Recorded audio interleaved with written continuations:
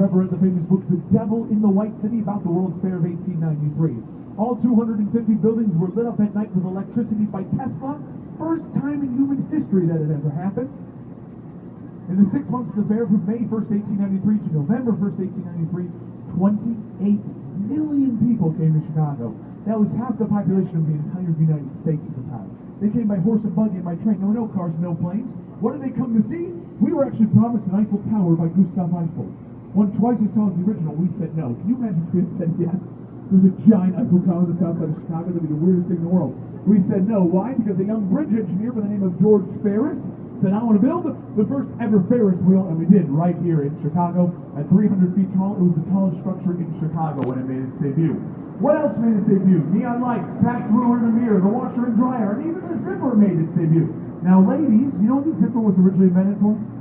Ladies' knee-high leather boots. Isn't that hysterical? That's a popular trend now. The one with the dark jeans hit the town? I'm telling you, it's brand new in 1893. Thank goodness they found other uses for the zipper. Am I right? Yeah. Now, we did such an amazing job with the World's Fair of 1893, we were awarded another World's Fair 40 years later in 1933, the World Century of Progress Fair. Where was that World's Fair held? Well, if you've been to the Shed Aquarium, Adler Planetarium, Soldier Field, or the Field Museum, all four of those structures were built for, featured in Город-то расположен на болотах. 1933. Типа как Санкт-Петербург. That's a lot. Okay, all right, we're good. We made it back to the main branch river. Get the cameras out. Get В переводе с индийского Чикаго, ну там с акцентами какими-то, Чикаго, там три слова. В общем, вонючее место. Тут чеснок рос.